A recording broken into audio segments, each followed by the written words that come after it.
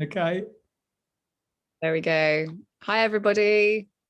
Jenna, I'm with the lovely Tim Wilde this morning. I'm sure most of you, if not all of you, know Tim. International speaker, author, Atlantean. Hi, Tim. Hi, Jenna. That's a lovely introduction. Thank you. And No. I'm with the lovely Jenna. Oh, thank you very much. So today we are going to have a really lovely conversation about what did we say? The Atlantean Goldprint and the future. The remembered. Yeah, the remembered future. The irony. Yeah. And the future of 2032, the target date that we're kind of moving to, basically. The emerging human. The emerging human, the emerging remembered human. Yeah. And I think this is quite an important conversation to have right now, considering that we are constantly bombarded right now with, the narrative and the powers that be trying to drag down our spirits. I think it is important to know that we're going somewhere, we're heading somewhere, and that it will all be worth it. Yeah. Yeah, I thought perhaps we could start with a little bit about Atlantis, the Atlantean blueprint, and how this relates to 2032, and perhaps a little bit about the law of one. Yeah. And those principles and how they relate to the remembered emerging human before we crack on. Yeah. Well, funny enough, most people think that Atlantis is a thing of the past, and that it has its folklore or a myth, or it's something that has absolutely no relevance to what we're actually going through at the moment. But the two couldn't be more interconnected. It's as you probably know, Atlantis existed for 260,000 years. There were 5 experiments, 4 of which would be kind of considered on paper as a failure, in inverted commas, even though they actually managed to structure themselves into highly civilized, efficient societies. But there's the 5th and the final experiment before Atlantis fell for the final time. And this was only 10,000 years ago. It wasn't that one, it really wasn't that long ago. Yeah. And the Atlanteans achieved a 1,500 year period where they maintained an ascended vibration way above what the rest of the planet was achieving for 1,500 years. Now, why would they do that? What was the whole point of an experiment in the middle of the Atlantic Ocean for 260,000 years that kept on failing and eventually did kind of explode quite ungloriously and sink to the bottom of the sea? The whole idea behind it was to perfect a blueprint for humanity. Okay. And so even it's almost I have memories of Atlantis. I'm sure you have memories of Atlantis, and others do as well. Did we really know what we were trying to achieve back then, or has it only really come to the light recently that 1,500 years? I mean, you could either call it a blueprint, or you can call it a gold print. Our mutual friend Paul Debria Carey says it's not a blueprint anymore, it's a gold print, because because it's so much brighter and so much higher and so much finer. And so they recorded all of how they used to live, what they did, what they achieved, how they communicated with each other, the planet, the animals, everything, and recorded and stored it away.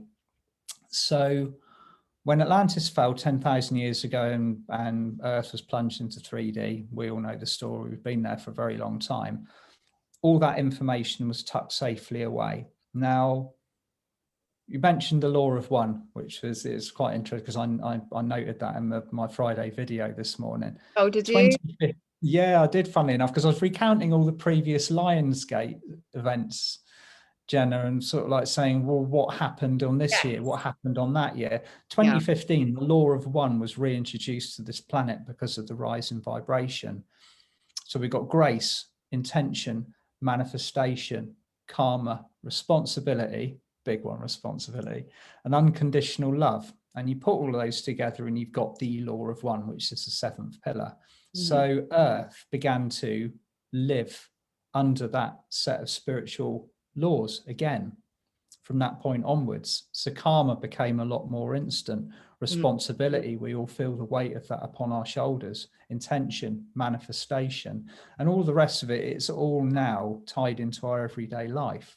So it's kind of we as a spiritual community, no matter what we're focusing on, have returned to those basic principles. They are very basic. Obviously, there's a lot more laws involved with that. And I and many others sincerely believe that now we are now living the very beginnings of this Atlantean Goldprint. We're starting to see the effects of it. And I know, or I feel, that everything that we're working towards is a complete terraforming of our entire reality until it fits this Goldprint. Yeah. There's a lot of changes to be made. There are a lot of changes. And I think, you know, I'm pretty sure everyone can feel the difference in their own physical body. I know I definitely can. Even since last year, everything in my body feels completely different. And I know when we have you know, influxes of light and energy coming in, I'm seeing what it's doing, I'm feeling it in my body, I'm feeling my cells vibrate at a completely different frequency. I think it has become so much more intense. So I think our physical bodies are starting to change, even if it's not completely visible to us yet. It's happening. And I think this was one thing that I wanted to talk about, because are we going to look the same? Now, how do you feel about this question? Because I think it's quite an out there question. We are ascending. So what does that mean for our physical body? Are we going to remain as physical as we look and feel right now? Or do you feel that we may have some sort of quasi-physical appearance? Will we require the Interesting question. Yeah. Interesting question. Yeah. It's a big question.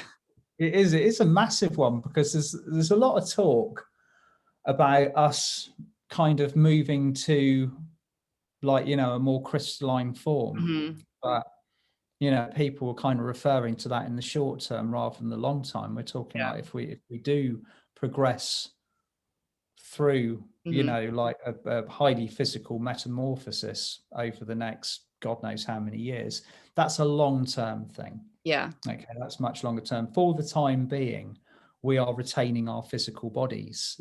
But I believe a physical body in an ascended format, or the vibration that is with the transformation that we're going through at the moment, it's more about turning the light inward and actually looking after ourselves. If you think about the global awakening to self-care that's occurred, particularly in the last 10 years or so, and also what this pandemic has shown us is how to take responsibility for ourselves before we're handing it over to anybody in a white coat, or anybody who's going to give you a bit of advice on YouTube on how to look after yourself, be it good, bad, or indifferent.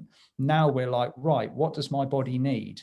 What do I need to get through these extremely startlingly intense energies that you're being presented with on a daily basis, and thriving rather than being on your back heel all the time, defending yourself? It's so that I think is where we are.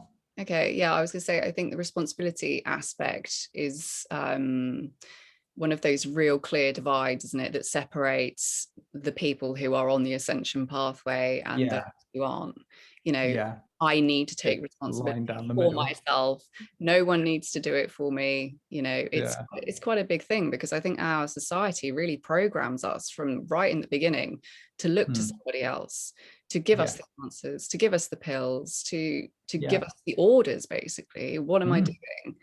And I spoke briefly about this with Jackie. I think a lot of it stems from those inner child wounds that we have as children, because we don't clear them, and because of that we're looking for parental figures. We need someone to come in and tell us, well, you know, I'll sort you out, you're okay. But that's going off topic a little bit. It's totally relevant. It's totally relevant.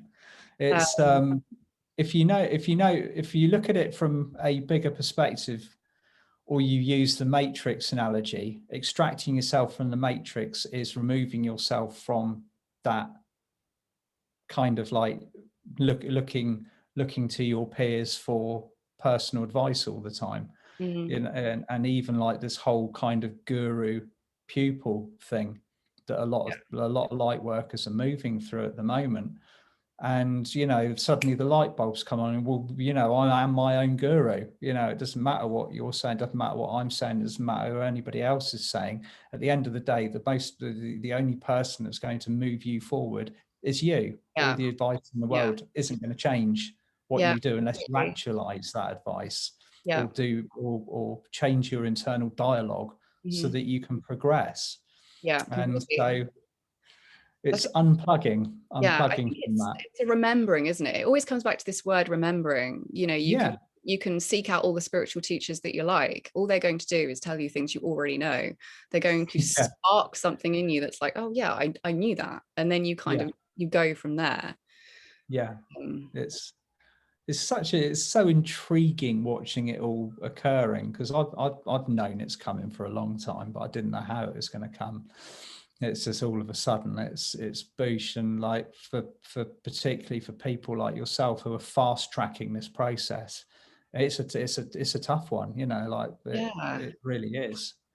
It's been an interesting experience for me, because my awakening initially started in 2012, and then it kind of stop start, and then everything really kicked off last year, and that came out of pain. You know, that was a breakdown, that was kind of hitting rock bottom, and then everything exploding, and then you coming into the picture, and then you were like a catalyst for like all the fireworks to go off and all the Atlantean memories and things to sort of start dancing. So good that's the role we're all playing with each other, and you will then move on to be that catalyst for other people, and they will then catalyze other people. This is the chain reaction process that we're involved with. And we are evolving to remember our mastery, remember who we are, what we're actually here for. That's the biggest question. What am I doing here? That's the one I hear all the time. Like, you know, what is this all about? What's going on this planet? Yeah, I think the answer to that question is often so much more simple, basic, and people think they're looking for these really profound answers, but actually the answer you're looking for is just you, to be your true authentic expression. What makes you happy? What is it you're creating? Precisely. What are you creating with your time on this world? And a lot of people are quite overwhelmed by the gravity of who they are. To, you know, we've been, I'll say this in big inverted commas, simple little humans for such a long time, you know, staggering around on planet Earth, unable to do anything, sort of thing. And all of a sudden we're being told that we're masters. Deal with it, basically. It's going to come to every single person at some point in their process that they are an extremely powerful point of consciousness in a human body. And you know, the consciousness then has to expand out of that human body to embrace the actual enormity of who they've incarnated to represent. It's an interesting, that's a big one. Yeah, it's an interesting experience, isn't it, when you find out who you were, because it's so who you are in this lifetime. But then your brain has to kind of deal with it. I mean, I know that you were an aspect of Thoth, and I was a mage, and I think my ego was like, my God, I don't know how to deal with that. I don't know, should I be like proud? Should I be how do I embody this? It's a really strange. It depends on what your view of major. Am I embarrassed? Am I embarrassed to say that to people? Does that make me sound like an idiot or really big-headed? You know, these kind of things sort of. It's a funny one, because mages were, from my memories of it, they were the foundations of the energy hold. You know, without the mages, Atlantis wouldn't have existed. They were the ones that held the energy, the pillars of light. But they also took a lot of flack at the end. There's mixed views on how the mages interacted with Atlantis and what they were actually responsible for. And so it is a big thing, remembering that the 5D aspect that you would have represented as a mage would have been you're bringing that back in now, which is enormous. And you know the resistance you're up against, and you know that the obstacles that are still within you, they're still testing they're still rattling your cage as we speak, sort of thing. So they are. I have some amazing memories from those times which have surfaced recently, and the amount of power that was available. It would be interesting to see whether that returns, whether that kind of access to that sort of energy comes back at some point. Obviously not now, because it's still too dense, but perhaps sort of later down the line. I saw myself shooting into space like a bullet, and creating fire from my palms, all of these amazing things that people could do. What we could do in Atlantis at the full extent and range of our powers, it will sound to the untrained ear to just be complete works of fiction or science fiction. The technology that we the technology that we use and everything else was so far advanced that, if you think about it logically, Atlantis couldn't have continued on that trajectory. It had to finish, it had to complete its experiment. Otherwise, the rest of the planet would have moved forwards far, far too quickly. It had to evolve at the rate that was set for a 3D school.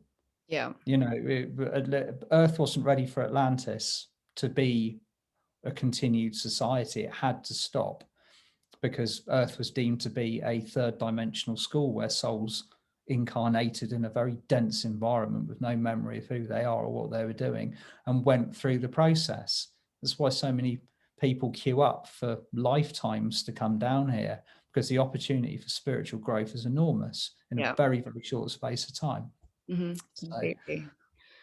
I think this sort of brings me to another topic. So relationships between people. So recognizing your soul family, recognizing colleagues, like, for example, you and I recognized you sort of as soon as I woke up again. I recognized you instantly as a friend that I've had for many lifetimes and who I worked with closely. But when you start to recognize other soul families, so your galactic brothers and sisters, people who you recognize from other incarnations in other planets and dimensions, I think these kind of relationships, they feel so different to anything that you've experienced on a third dimensional level. And I know that there is some potential there to confuse the feelings that come with these relationships as something that they're not. So I'm going to give an example. I'm heterosexual. So if a man, for example, came into my life and I recognized him so strongly as a partner that I'd had in a previous incarnation, those recognitions, those feelings of knowingness can be misconstrued. This is where attachment comes in as well, as us needing to be together in this lifetime as a couple. Misconstrued as romantic feelings. And I think because the feelings of love are changing, I think the feelings of love are changing. I don't know if that sounds a strange thing to say. No, it doesn't. We're opening the nail on the head with this. We're opening so much that we're feeling with our hearts, and our heart centers and their fields are connecting in a different way. The feelings of love that you feel for strangers are changing, they're growing, but the feelings of love that you feel for your friends and the new people that are coming in, I think, are changing as well. And there is that sort of potential for there to be troubles arising if you sort of like get it wrong. I think it might take a few mishaps to occur before you just realize, okay, well, I just know these people from many, many lifetimes, and that's why they feel so good to be around, and I'm so connected to them. Do you know what I mean? Oh, totally. And I think this is actually a really important subject, like really important, because the perspective of relationships now between bonded bonded soul family is utterly, completely, it's new territory in our space.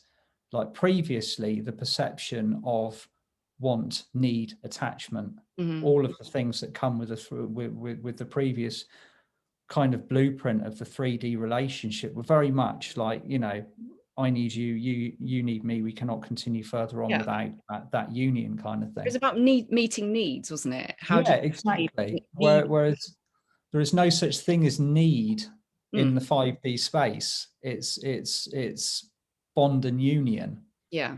Which is and love at a much higher level. Now, we've got only a very limited understanding of what this actually is because of our previous experiences at the moment. So this is fresh territory. Yeah. And there's a lot of people that will be listening to this that are becoming aware of this now, because in a lot of spaces that are occurring at the moment, people are losing their old friendships, their old families, their old partners, their jobs, whatever. Everything's kind of exploding. And all of a sudden, they're surrounded by this incredible experience of the soul family. Some of it's etheric, but hopefully most people are getting the opportunity to experience this bond, this union that you're talking about. Yeah. And like you say, it can be misread. It can be, you know, sometimes, like, and it does happen, the old partnerships will reoccur again simply because the Akashics have chucked it up because it needs to be cleared. And so therefore it's recognized, it's identified, it's released, it's dissolved, it's moved on from. But then you've got to kind of read where the current situation presents itself. At the moment, I believe the most important thing for us is to be establishing this bond of a 5D family, where the union or the unity is spread equally amongst all of us. Obviously, we've got our very much more our immediate support units around us, but this is where this intensive recognition occurs, because, you know, we do know each other, we have worked with each other before, and we've done this job in very difficult circumstances in other spaces and other times. So we know that we can rely on each other, but not in the way that we would have done in 3D. So we got to recognize that, we got to honor it. And it's like I say, it's fresh territory for a lot of people. It's a funny one. I think it's really lovely though when those people start to come in, because I think this pathway can begin to feel so lonely, particularly with everything that happened last year. The divide has become so obvious between the people who are on the ascension pathway or who are just waking up, and those who still have work to do in the 3D. And like you said, everything has become so apparent, and people are losing people in their lives. I wouldn't necessarily say it's a negative thing. Maybe losing isn't the right word, but I've been watching it happen for years. It all began back in the days of 2014, you know, after the cosmic moment sort of like took its first few Lionsgates. After the first few Lionsgates kind of went underway, it's I started to see it as what I called the global sacral clearance, and the sacral took over. It was one of the first ascension chakras to start reforming what you've already described as the old relationships and the new format of relationships. And it on the surface it looks destructive. All of a sudden, relationships are just flying apart, and it's very, very difficult for a person who's experiencing this to understand and not take it personally, because when your partner no longer resonates with you, walks away, or vice versa, or your family start to reject you for your belief systems, or, you know, like we're talking homes collapsing and jobs and friendships reforming themselves, quite often you're then left with the light worker who's been through this, A, completely shell-shocked, B, in a set of different circumstances, and C, incubating for a period of time. Now, that incubation period is very important. That's the transition from the previous support units to the next level of support units. Now, it will go on for as long as it's resisted for. Yeah.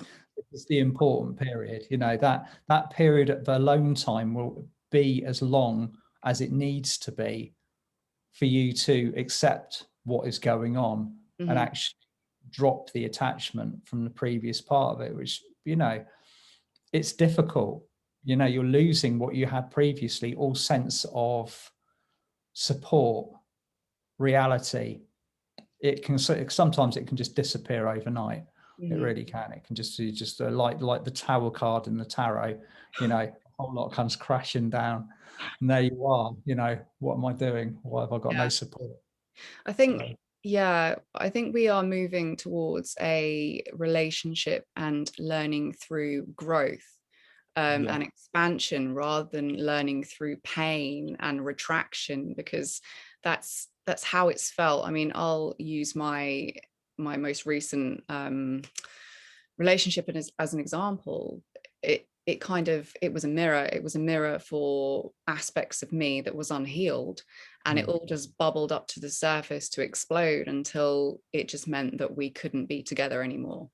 And I think so many relationships have this occur, but so many people stay together because there is so much conditioning and programming about being a good person and making it work, and oh, you've done so well, you've been together for 60 years, but you're miserable, you know, like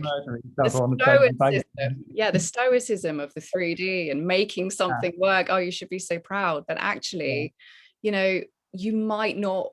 Well, if it's really that bad, you shouldn't be together. You've done all you can do to learn from that relationship. Now it is time to move on and then meet the next person, or not, you know, if you want to stay alone, to learn the next set of lessons. But I think as we move forward into the 5D, I think it will be about a completely different set of ideals and about growth together. And if you're not growing together, then assisting the other one to grow so that you're working at the same resonance, so that you're at the same level moving forward, so that there is no stagnation, there is no stopping still, because I think that's where a lot of the problems lie. It's where someone stops and the other one keeps moving forwards, and then there isn't resonance anymore. And I think there's always a leader in the relationships. There's always one person whose light is higher to begin with, and they drag the other person along, kicking and screaming in a lot of cases. And there's a lot of protesting, a lot of arguments, a lot of reflections coming up, lots of shadows and everything. You know, whether that then survives or not, it all depends on whether the other person is prepared to make that step up. That's what a lot of what I call almost like the intermission relationships were all about, is that push. But now, like you say, we've now entered the phase where it will be far more of a support, more reflection. I think people are getting better at communicating as well, because communication has been a big problem, I think, for every person on the planet. Nobody has been able or felt able to speak their truth, because there's always been consequences. And I think this will be something that will crop up as we keep moving forward. People being open and completely honest. I think the people in the 3D are going to be like, whoa, she's blunt, or she's a bit serious, she's a bit harsh. But no, actually, people just aren't used to honesty or you know, self-expression. They're used to people just hiding away or just not saying what they really think. It's but again, I think and one of my old heroes from sort of like the 90s explained all about this. Is like there's a big difference between truth and honesty.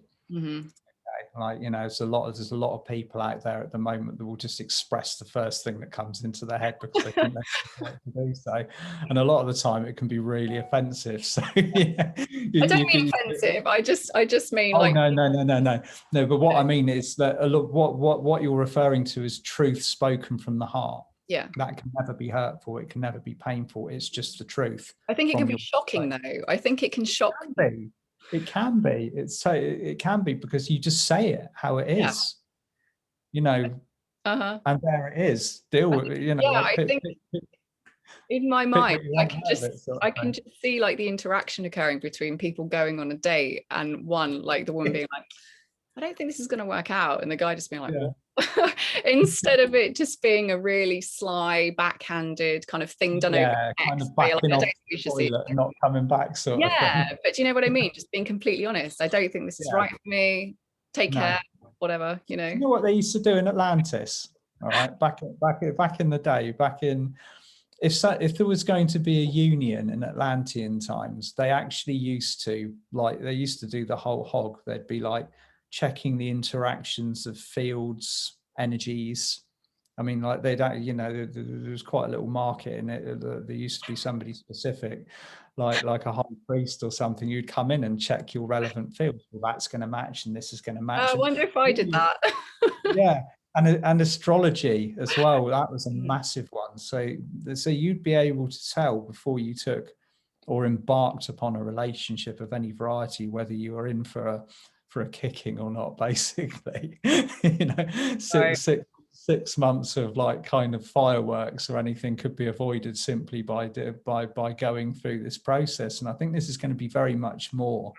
People are so much more conscious of their energy now. And you can tell automatically how your fields and your bodies on an etheric level interact with somebody else.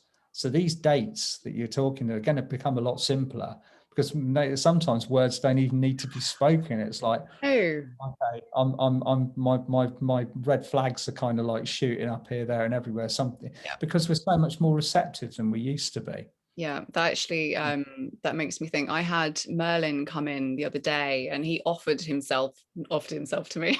That's not what I mean. He sort of suggested, look, I can give you some assistance with the topics that you want to talk about, but I think I might release them separate to the video because they're quite long. He said some really funny things, and he's great, isn't he, Merlin? He is really great. Absolute hoot. I'm just noting the time. So we've done half an hour. So how do you feel? Got another question? Oh, I don't know. Let me just check my list. Yeah. It's like, comes out like the Dead Sea Scrolls. No, they're just A4 sheets. I mean, we could end with relationships. I think it's really good that it's kind of gone into this, because this is a subject that people are often really confused about, and of course it's because everything's changing. So what if you think about one of the fundamental things on this planet that makes us human is our relationships with other people. And that's governed by the sacral chakra. It's governed by the solar plexus and how we interact with each other. It's governed by the throat because we talk to each other. Yeah. And it's governed by the third eye because it's how we perceive the world around us. So all of that's changing. So our perceptions of other people are changing, and our interactions energetically are changing with each other as well. But we've still got that old perception of what it was like. Yeah. And that's what's changing. That's what's changing. We're changing, and the perception is changing. Yeah. And the foundation of these relationships is changing. But what I think is the most important for people to know at the moment is that we are all here to support each other. We're here to get a job done primarily. That this is always my objective, is to get this place and get the planet sorted first. And then get out of here. Sorry? And then get out of here. Yeah, then go on holiday, basically. But it's we can only do that if we're working as a cohesive unit. We can only do that if we're working with each other as a bonded unity of light, which we're doing really well with that at the moment, because all of the newcomers, all the people that are just waking up, I mean, it's like they're like shell shocked. They're like, what the hell have I woken up into? I need guidance. I need friendship. I need energy. I need, and sometimes you've even got to explain the energy boundaries to these people because they're like children. They don't know anything about it at all. and we are here to set these immediately. So it's primary socialization of energy, but at a much higher level. It's like learning to walk again, isn't it? When you start to embody all of these extra senses that you have, it is you learn how to use them and appropriately as well. It's an amazing time. It's an amazing time to be alive, but also we've got to become comfortable in our own skins, and that takes mastery. Yes, I think before we go, as we're talking about social interaction, relationships, I do want to touch on conscious sex. So I know this might be uncomfortable for some people, but because we're talking about romantic around on the other end of the screen, no, you're not conscious. She said sex. We're talking about relationships and how they will move forward. I think it's important to acknowledge that the way that the 3D society has kind of programmed us around sex has to go. It's got to go out the window. It's on the way out. It's seriously holding people back. And I think particularly it's holding back males because they are so cultured into thinking a certain way, responding in a certain way, looking at women in a certain way, and then women have to respond to that. So it's there's so much shadow surrounding sex, and then that leads to shadow around our bodies and how we feel about ourselves. And then, you know, you're creating density when actually what we really need is to be letting go of that density to let more light in. So I'm not going to talk like really deeply about it, but I just think it is important to acknowledge that as we progress, you know, it's changing. We're moving away from that third dimensional base chakra kind of reptilian brain, instinctual animal sort of totally approach to sex, to something that is a kind of encompassing all body, all emotional, all soul experience. Well, once it becomes an exchange of energy consciously, it's completely removed the 3D aspect of it. It's from one view. It's like watching the same thing but from completely different planets. You know, it's your experience of what you're seeing is going to be completely different. What the experience will be completely changed. And so that's, I believe that's happening quite naturally. We're gravitating away from what those 3D triggers, because they're becoming quite abhorrent in many ways. You know, that old way, that old view, that energy, it feels as 3D as it is. It really does, And I think it's worth acknowledging that sexual energy is the creative energy that created the universe. It's the gateway down there. Yeah, that's what it is. It's the force of nature. So what are you creating with that energy?